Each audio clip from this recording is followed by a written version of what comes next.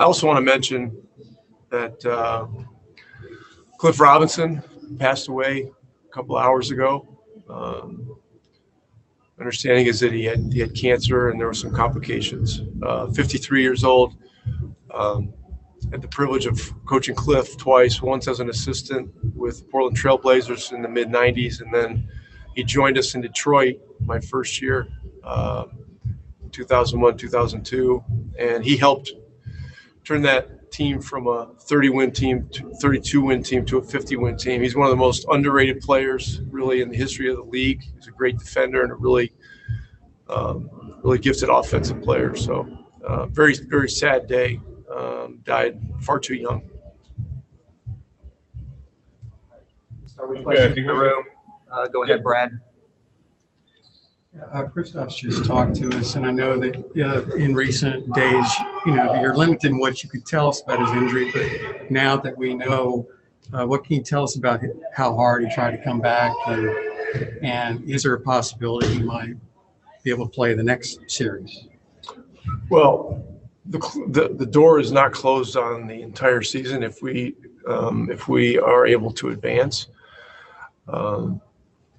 When I spoke to you guys on, I guess it was Wednesday, about this, he had practiced.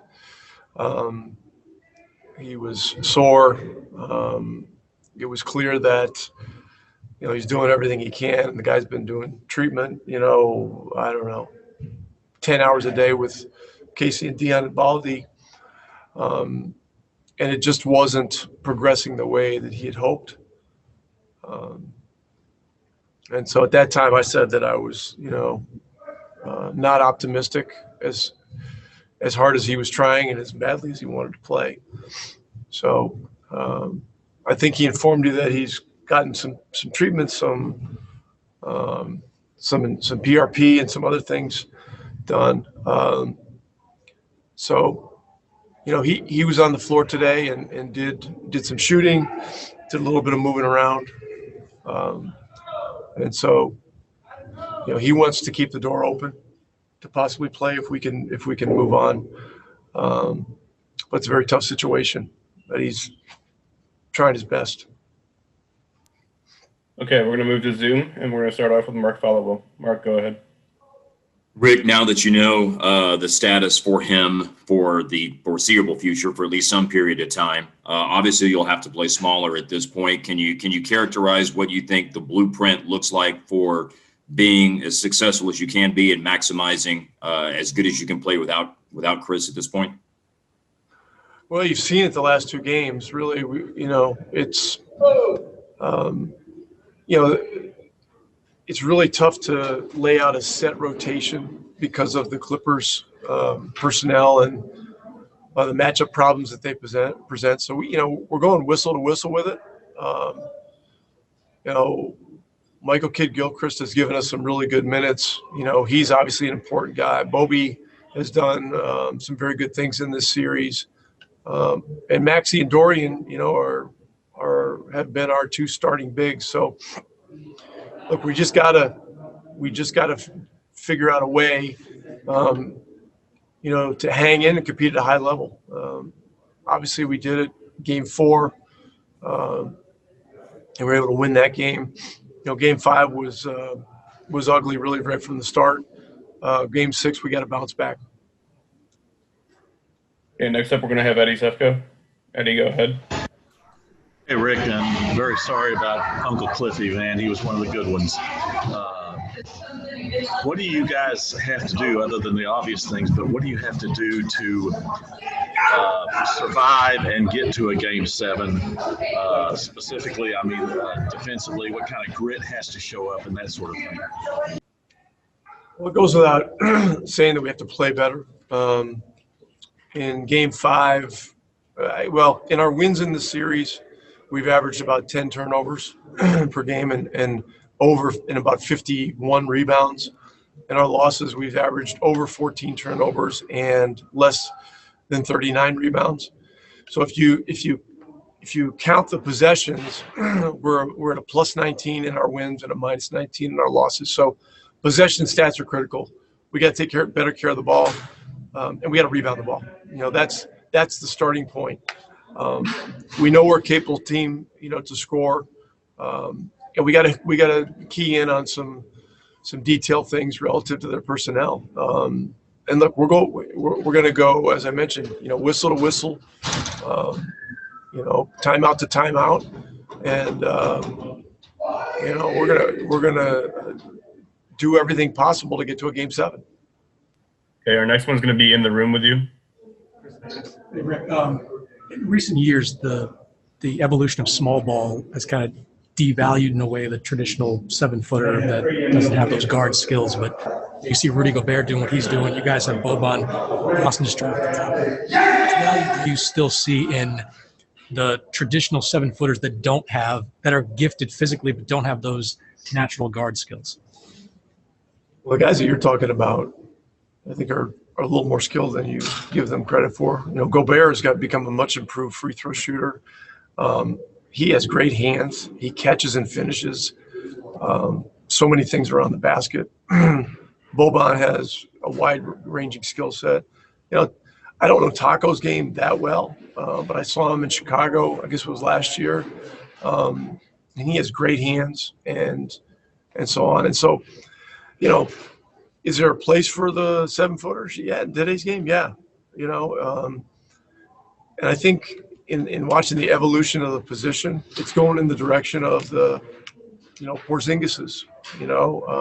That's the next generation 5-man. It's the guy with size that can shoot long range, put it on the floor, drive it, and make plays. And that's why he's a very unique player.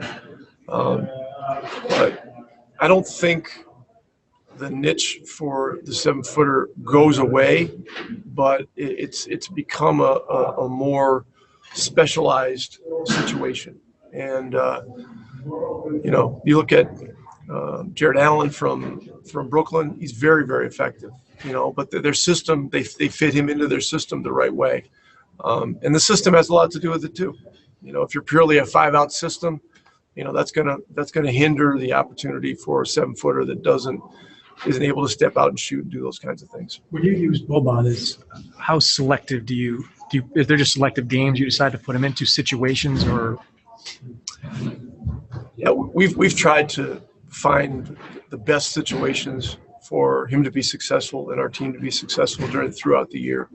But he's a very skilled all-around player, and he showed in the Denver game before the hiatus that if you put him out there for a significant number of minutes, and we didn't have KP, we didn't have Powell, Finney-Smith was out. We decided to start him because we really, he had some familiarity with Jokic, and we just decided to roll the dice. And the guy had 31 and 17. Now that's an unreasonable expectation on a game-to-game basis, but he is a highly skilled player. And he's worked a lot on his 3 too. So I don't know if you've seen that, but I think that's another part of his game that's going to come next. Okay, we've got 2 more on Zoom, and then we'll Okay, let's go. Callie Kaplan. Hey, Rick. How is Luka's ankle doing, and how might this unexpected break, aided in his recovery? Ankle's doing well, all things considered. I think the extra 2 or 3 days is a plus, certainly. In practice today, he looked pretty good. So going into tomorrow, I don't think he's going to be limited. And our last one is going to be from Mac Engel. Hey, Rick, you've had a chance now to play 5 playoff games. Are the playoffs any different in the bubble as opposed to the conventional system where you're flying around and playing in different arenas? The actual basketball is the same. It's highly competitive. Everyone understands the stakes. The environment's different. The fact that you're not traveling is different. The fact that we haven't traveled here, I think, is one reason that the games have been played at such a consistently high level, particularly offensively. There's just not as much upheaval of the volatility of NBA travel. Now in the playoffs, the travel isn't nearly as volatile as it is during the regular season, but I'd say that the basketball is the same, but the lack of fans presents a different dynamic, and you're sort of drawing energy from your bench area, your support staff, your players in the bench area, and that has been a different kind of thing. But that's just I think a natural byproduct of the environment that we're in. Thanks. Okay, that's it. Thank you, Coach.